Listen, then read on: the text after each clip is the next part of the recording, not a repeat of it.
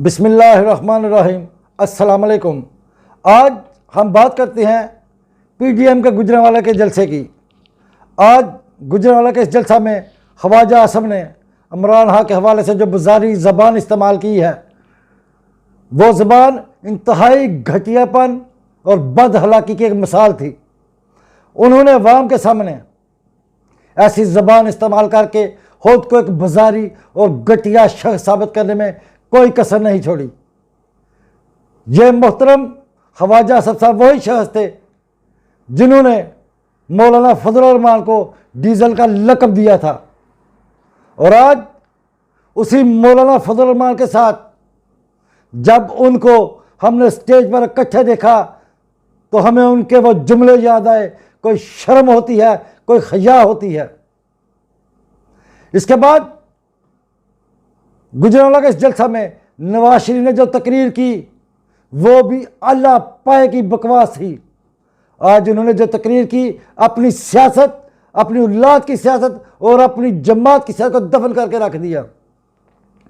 जिस मुल्क ने इन्हें इतनी इज्जत दी, इस सारी इज्जत को उस मुल्क की मिट्टी तले आज उन्होंने पमाल कर दिया।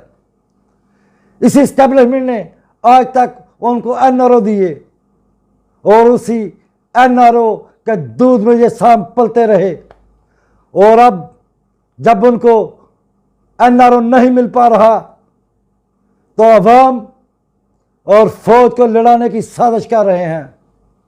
आज जनरल जिया का ये पैदा करदा बच्चा अवाम को कौम के मुआवजे के साथ लड़ाने की साजिश के साथ साथ पता नहीं किस मुल्क दुश्मनों के झंडे को पाए तकमील तक पहुंचाने की कोशिश कर रहा है। आज हमें गिला एस्टेब्लिशमेंट से भी है। क्या यही है वो करप्ट चोर और डाकू सियासतदान जिनको आज तक आप पालते रहे, और आज इनको पालकर आपने एक सांप से एक अजदहा बना दिया। अब पहली बार किसी जनरल ने इनको इनकी औकात याद दिला दी है, इनको एनआरओ देने से इनकार कर दिया है और इनको उससे कोई रिलीफ नहीं मिल पा रहा। आज ये उसी के खिलाफ मैदान में उतर आए हैं। आज मोहतरम नवाज शरीफ साहब, आपकी तकरीर आपके गंदे जहन की काश थी, वही गंद जो आपके दिमाग में भरा पड़ा है। आपको यह बात भी बताता चलूं कि आप जनरल आसिफ वाजपेयी पर तनकीद करके अपनी करप्शन के केसेस से नहीं बच सकते। यह कौम आपकी गुलाम नहीं है। कानून और आइन से आप नहीं बच पाओगे। अब हम आते हैं गुजरांवाला शहर की तरफ। गुजरांवाला शहर 240 मुरबा किलोमीटर पर मुहित है। गुजरांवाला में 19 यूनियन काउंसिल हैं और यहाँ की आबादी 20.027 यानी 20,27,000 है, और इस शहर को पहलवानों का शहर कहा जाता है। गुजरांवाला बेशक इसमें कोई शक नहीं कि नून लीग का गढ़ है, और यहाँ पर पाकिस्तान डेमोक्रेटिक मूवमेंट के जलसे में आने वाले लोगों की एक कसीर तादाद का तल्लक नून लीग से ही था। नून लीग के लिए ये शो किसी हद तक काबिल कबूल था, मगर फिर भी सियालकोट, वजीराबाद, नारोवाल, डस्का, हाफजाबाद, गुजरांवाला, सरगोदा, लाहौर और गुजरांवाला के शहर से लोगों को इकट्ठा करने के बावजूद जितने लोग ये इकट्ठे कर पाए, इसके लिए इनको ये मशवरा तो दिया ही जा सकता है। कोई शर्म होती है, कोई हया होती है। आज अपोजिशन ने गुजरांवाला जलसा में एक अजीमो शान शो मुनक़्क़िद किया, ऐसा शो कि जिसकी माजी में मिसाल नहीं मिलती। यहाँ पर नून लीग के वोटर मौजूद थे जो नवाज शरीफ और मरियम की तकरीर सुनने के बाद रफू चक्कर हो गए। तो आप कह सकते हैं कि नून लीग वाले अगर नवाज शरीफ और मरियम नवाज की तकरीर आखिर में रखते तो इस बात की उम्मीद की जा सकती थी कि अवाम की एक तादाद स्टेडियम में मौजूद रहती, मगर गुजरांवाले के इस पहलवानों के शहर में मरियम नवाज ने पाकिस्तान पीपल पार्टी और मौलाना फजल रहमान को चारों शाने चित कर दिया। और नवाज शरीफ पहले तकरीर करके अपने कारकुनों को वहां से रफू चक्कर होने की राहवार की, और फिर दोनों अजीम लीडर बिलावल भुट्टो और मौलाना फजल रहमान अवाम के बगैर ही तकरीर करते पाए गए। बिलावल ने कहा कि वज़ीर आज़म के वज़ीरों के अकाउंट में इनकलाब आया है। अरे इसका छोड़ो, अपने बाबा के करप्शन की दास्तान बयान करो। अपने हिसाब तो तुम देते नहीं और ना ही देने का इरादा रखते हो। क्या आप लोग दूसरे पर झूठे इल्जाम लगाने के लिए ही पैदा हुए हो? इमरान खान को करप्ट करते हुए इन लोगों की अपनी ज़बानें भी इनका साथ नहीं देती, मगर अवाम को झूठ और फरेब साथ धोखा देने के लिए इनको ऐसा करना पड़ता है। यही मरियम नवाज और बिलावल जरदारी कर रहे थे। गुजरांवाला में आज इन 11 जमातों ने मिलकर जितने लोग इकट्ठे किए थे, मैं आपको बताता चलूं कि जब गुजरांवाला में रेलवे का फाटक बंद होता है तो खुदा की कसम इससे ज्यादा लोग वहां पर जमा हो जाते हैं।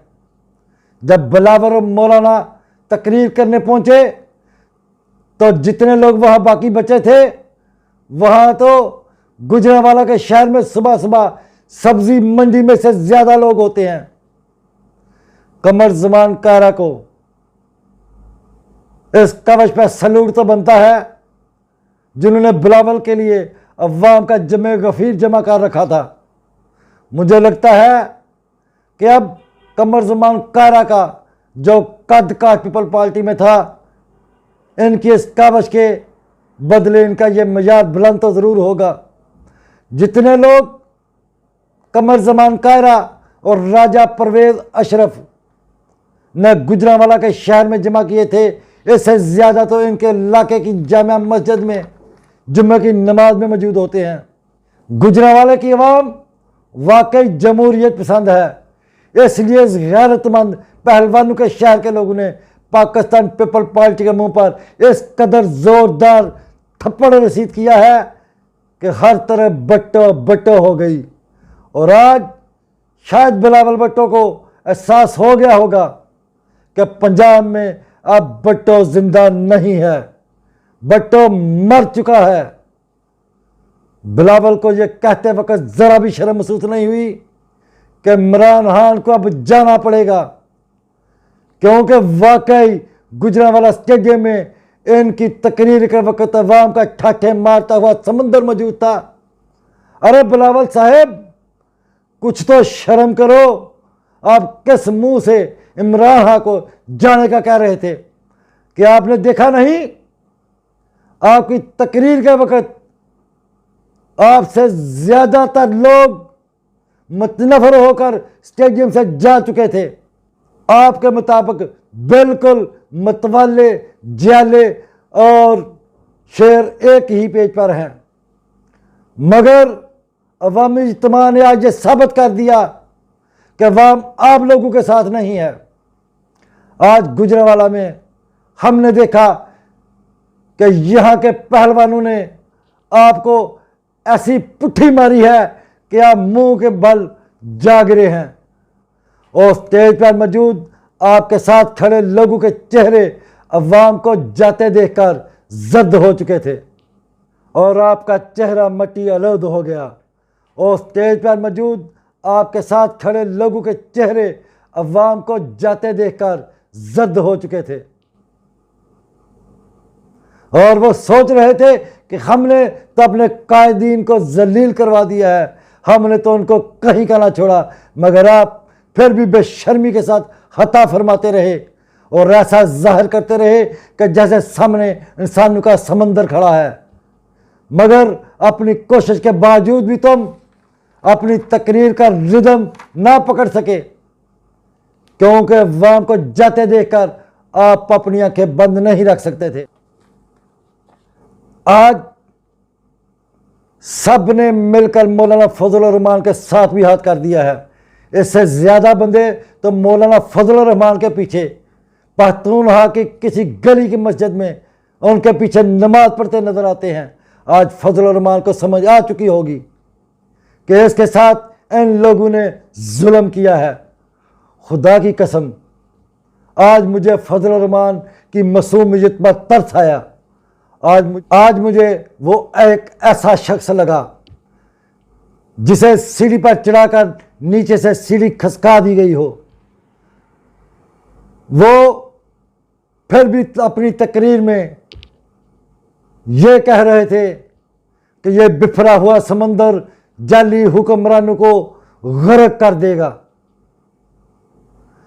इस ठाठे मारते हुए अवाम के समंदर पर जो मोहतरमा ने उनके लिए जमा किया था, उन्होंने मोहतरमा का शुक्रिया अदा किया और फरमाया कि पहलवानों के शहर में इस जलसा की वजह से जमहूरियत का सूरज तुलू होगा और अवाम अपने खून और पसीने से जमहूरियत को ताबना करने के लिए निकल खड़ी होगी। वो फरमा रहे थे, मैं गुजरांवाले का भी शुक्रगुजार हूं, क्योंकि मौलाना की तकरीर सुनने के लिए गुजरांवाला स्टेडियम में लाखों अफराद का ठाठे मारता हुआ समंदर स्टेडियम में मौजूद था, मगर वो समंदर लहरों के बगैर था और इसमें पानी भी नहीं था। काश के इस ठाठे मारते हुए समंदर में अवाम की कुछ तादाद पानी के कतरों की मानंद मौजूद होती, मगर मौलाना साहब फिर भी इंतहाई डटाई और शर्मिंदगी से यूं जर्द चेहरे और बुझी हुई आंखों के साथ तकरीर करते रहे और ऐसे लगा जैसे वो अभी रो देंगे। मगर दूसरी जमातों ने मिलकर जो हाथ इनके साथ किया, मौलाना फजलुर रहमान इसको हमेशा याद रखेंगे। तकरीर के दौरान मौलाना फजलुर रहमान इधर उधर नजरें घुमाते रहे, जैसे स्टेडियम से बाहर जाते हुए लोगों को ये कह रहे हो, और यारो और रुक जाओ और मुझे भी सुनते जाओ। मगर स्टेडियम जो पहले से खाली हो चुका था, इनकी तकरीर के दौरान जो चंद लोग थे वो भी इनका मुंह चढ़ाते हुए रफ्ता रफ्ता स्टेडियम से बाहर निकलते रहे और मौलाना साहब खाली स्टेडियम में गरजते बरसते रहे और अवाम के हकों का रोना रोते रहे और इनसे इकट्ठे होकर मुल्क को बचाने की दुहाई देते रहे।